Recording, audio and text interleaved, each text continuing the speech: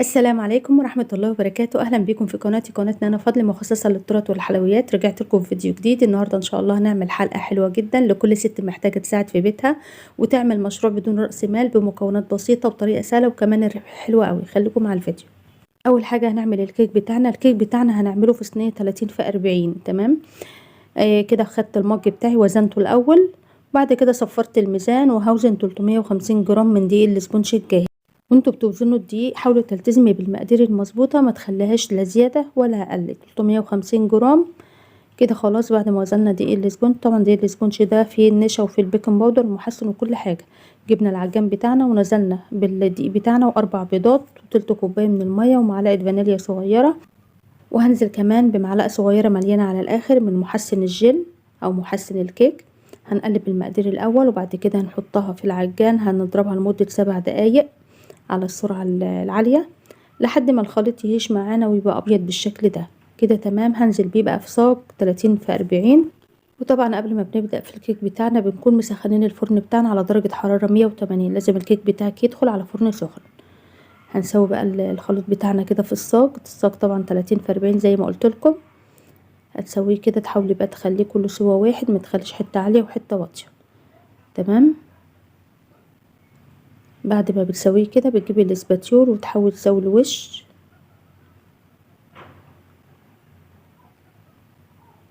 كده. تمام. هندخله بقى في الفرن على الرف الوسطاني، هياخد من 35 ل40 دقيقة. وطبعا ما ينفعش نفتح الفرن بتاعنا قبل 30 دقيقة. مجرد ما يعدي عليكي 30 دقيقة والحاجة في الفرن خلاص، افتحي بقى وبص عليها بعد 30 دقيقة واختبريها بعصاية خلة. لو طلعت عجينة معاكي تبقى لسه مستوتش، لو ما طلعتش خلاص يبقى كده استوت معاكي. سيبها في الفرن لمدة 5 دقايق، يعني طفي الفرن خالص وسيبها لمدة 5 دقايق في الفرن وبعد كده طلعي. ويلا بينا نعمل التورته بتاعتنا. هنعمل تورتيه النهارده مقاس 18. خدت 250 جرام من دقيق الاسبونج، عليهم 3 بيضات، عليهم كمان تلت كوبايه من الميه، اقل من التلت بشويه، تلت كوبايه ميه من الحنفيه عادي. وهضيف نص معلقه صغيره من الفانيليا السايله، وهضيف برضو معلقه صغيره من محسن الكيك او محسن الجل، الاتنين واحد يعني. تمام. هقلب المقادير بتاعتنا الاول وبعد كده هشغل العجان لمده 7 دقايق عليها لحد ما الخليط يهيش معانا. طبعا لما بتيجي تشغلي العجان بتعليه على اعلى سرعة. لو عندك المضرب الكهرباء طبعا بتضربي لمدة يعني اقل حاجة 10 دقايق. جبنا الصينية مقاس 18، دهنتها بقطعة كده من الزبدة وبعد كده هفرش فيها ورقة بيضة، ورقة زبدة عادي او اي ورقة بيضة موجودة عندك. بفرشها كده في قاع الصينية وبعد كده هنزل بقى بالخليط بتاعنا. شايفين ما شاء الله اللهم بارك الخليط بتاعنا هايش ازاي. هنسوي بقى الخليط بتاعنا في الصينية كده وبنخبطها، بنطلع الهواء الزايد اللي فيه عشان ما يبقاش فيها هواء. تمام. وبرضو هحطها في الفرن في الرف الوسطاني، هتاخد من 40 ل45 دقيقة. طبعا قبل نص ساعة ما ينفعش نفتح الفرن. مجرد ما يعدي نص ساعة عليكي بتفتحي الفرن عادي وتختبريها وتسيبيها جوه في الفرن 5 دقايق وبعد كده طلعيها. بعد ما تطفي الفرن سيبيها 5 دقايق. شايفين بسم الله ما شاء الله اللهم بارك، كأنها سفنج بجد في ايديا. الطريقة دي تحفة وناجحة. وطبعا ده الصاج بتاعنا طالع اهوت زي ما انتوا شايفينه. هغطيه بقى كده واسيبه بقى ساعتين 3 كده لحد ما يبرد خالص، وبعد كده هبدأ بقى اشتغل الشغل بتاعي. الكيك بتاعنا برد خالص، هبدأ بقى اشتغل فيه. طبعا ما ينفعش نقطع الكيك بتاعنا وهو سخن، لو قطعتيه وهو سخن بتكسر معاكي وتفرفت معاكي، ما تعرفيش تشتغلي فيه خالص. سبته بقى اقل حاجه 3 4 ساعات لحد ما برد خالص. كده ظبطت المنشار بتاعنا على درجه 2 من تحت اللي هو رقم 9. هقسمها بقى نصين وكل نص هقسمه على طبقتين. شايفين ما شاء الله طراوه الكيك عامل ازاي، كأنه سفنج في ايديا بالظبط. وما شاء الله فاتح من جوه وطريقته حلوه جدا وناجحه. هقطع بقى التانية على طبقتين وكده قطعتها بسم الله ما شاء الله على 4 طبقات كده. تمام. شايفين بسم الله ما شاء الله جمال. هحطه بقى في طبق كده وهبدأ بقى اجيب الكيك بتاعنا اللي في الصينية كده برد برضو. هقلبه كده على الرخامة، طبعا الرخامة بتاعتي نظيفة وكل حاجة نظيفة حواليش.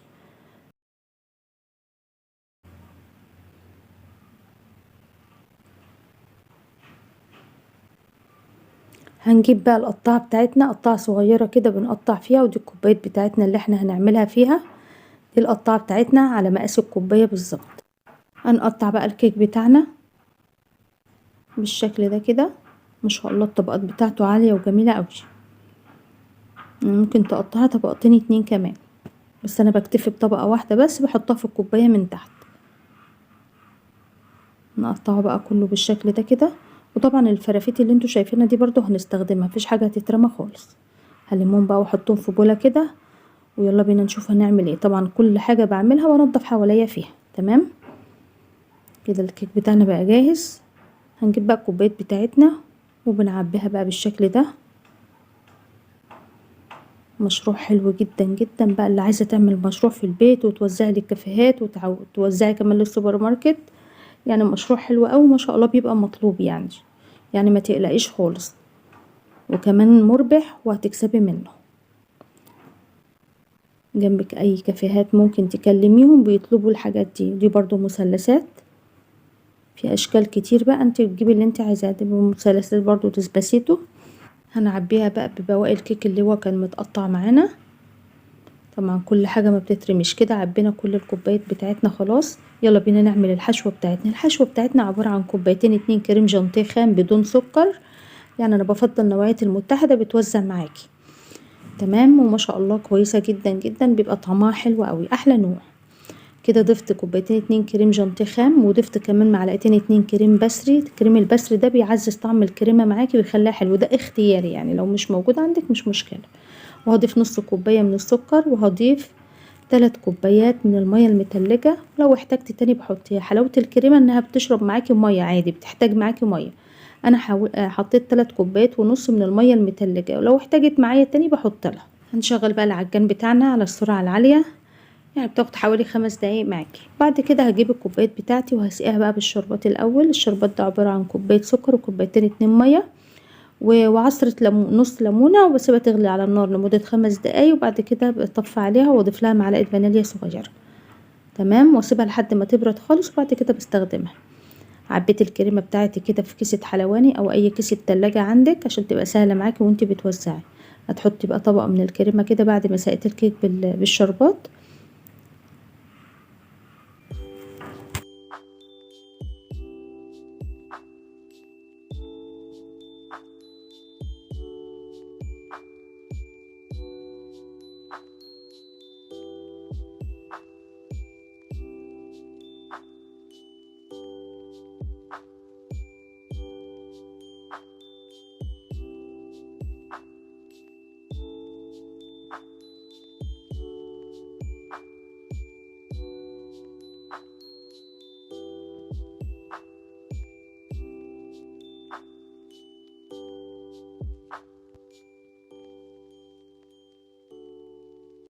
كده بعد ما وزعنا الكريمة كلها نحاول بقى نديها سطح ناعم كده بظهر المعلقة.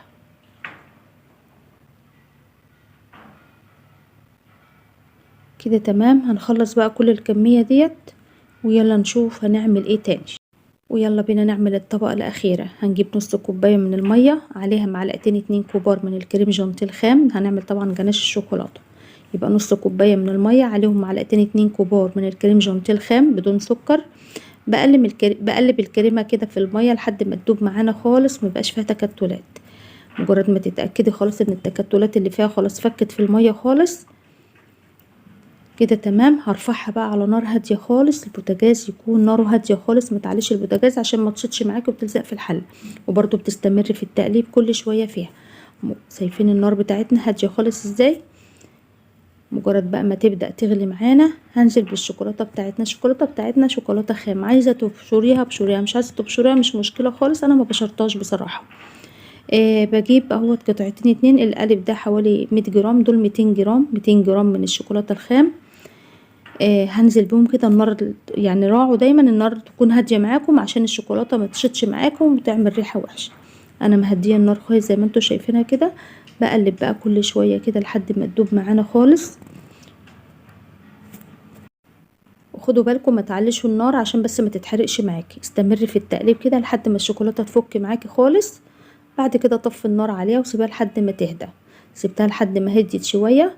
بعد كده عبيتها في كيسة حلواني صغيرة كده، وعملت لها فتحة من قدام، فتحة صغيرة خالص، وهبدأ اعمل خطوط زي ما انتوا شايفينها. تمام وهجيب كيسة تانية برضو احط فيها شوية كراميل، وابدأ اعمل برضو خطوط زي ما عملنا كده في الشوكولاتة. تمام، خطوط برضو رفيعة كده. هنجيب بقى عصاية خل صغيرة وهبدأ اخطط كده بالطول، وهجي من النص برضو اخطط، تبقى بالشكل الجميل ده. سهلة جدا جدا ومشروع سهل جدا، وان شاء الله ربنا يحسن ما بين ايديكم وجربي وما تخافيش من اي حاجة خالص. ان شاء الله ربنا يكرمنا جميعا يا رب، ويرزقنا من حيث لا نحتسب. اهو ما شاء الله بقت بالشكل الجميل ده. هجيب برضو عصاية خلة وهبدأ بقى اديها خطوط كده بالطول.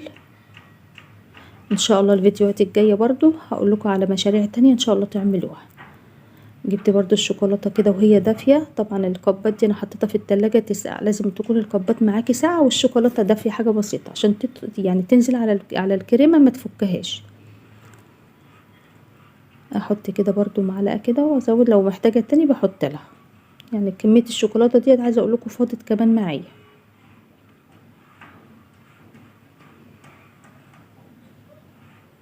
خلص بقى الكمية كلها وارجع لكم.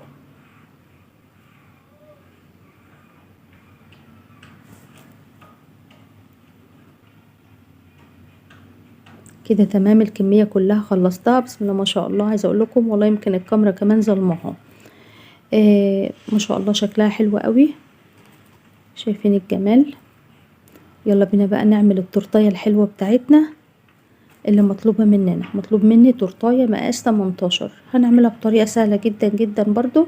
يا ريت بقى لو وصلتوا هنا لحد الفيديو يا ريت ما تبخلوش عليا باللايك الجميل بتاعكم، وتشتركوا في القناة عشان كل ما انزل فيديو يوصلكوا كل جديد.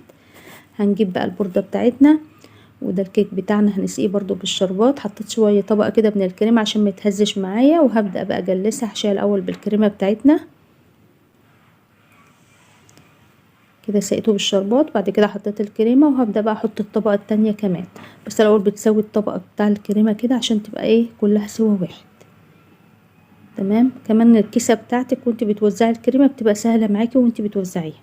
نحط الطبقه التانية برضو هنسقيها بالشربات، وبرضو هنجيب الكريمه كده ونحط الطبقه التانية. عايزه اقول لكم التورتيه طلعت حلوه قوي.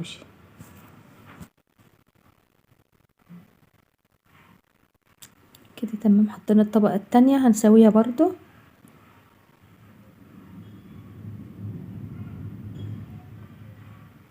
سبحان من يسبح الرعد بحمده والملائكة من خفته. انا بكلمكم والدنيا عماله تشتي. هنبدا بقى نشيل الحتت الحمراء كده اللي في الجنب. حاولي وانتي بتقطعي الحروف تقطعي بسكينه مشرشره. لو سكينه ناعمه معاكي هتقطع معاكي الكيك، لكن المشرشره هتقطع معاكي الحروف كويسه جدا. كده بعد ما خلاص شلت الحروف الحمراء خالص هنجلس بقى التورته من بره. برضو شايفين ما شاء الله الكيسه بتبقى سهله معاكي خالص، بالذات وانتي بتجلسي التورت. حاولي بقى تكتري كميه الكريمه شويه كده من بره. هنسوي برضو الجوانب. طبعا في كريمه زايده بتطلع معاكي بترجعيها عادي. هنسوي بقى التورتيه بتاعتنا حلو جدا لحد ما تبقى ناعمه معانا خالص.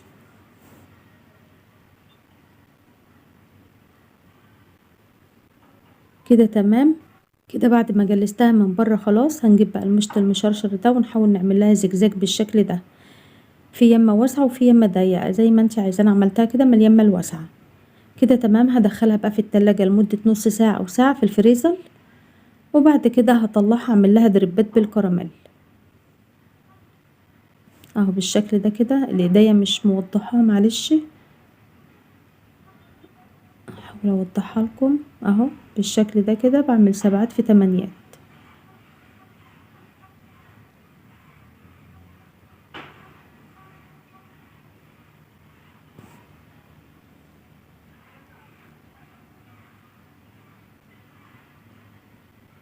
كده تمام. هي بقى بتنزل على الحروف بتاعتها واحده واحده كده بتنزل. تمام. الحته اللي انت بتحسي انها خفيفه فبتزودي لها الكراميل شويه. هنعمل بقى روزيتات بالشكل ده.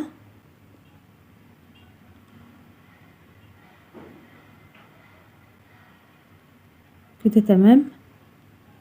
هنجيب بقى بسكوت بوريو ونحطه ما بين الروزيتات، هيديها شكل حلو قوي. تورتيه سهلة جدا جدا، يعني ما فيهاش اي صعوبة، وبقت بالشكل الجميل ده. اتمنى يكون الفيديو النهارده عجبكم. يا ريت لو عجبكم الفيديو ما تبخلوش عليا باللايك الجميل بتاعكم، ولو اول مرة تشوفوا القناة يا ريت تشتركوا فيها وتفعلوا الجرس عشان كل ما انزل فيديو يوصلكم اشعار بكل جديد. اشكركم على المشاهدة، والسلام عليكم ورحمة الله وبركاته. بحبكم في الله.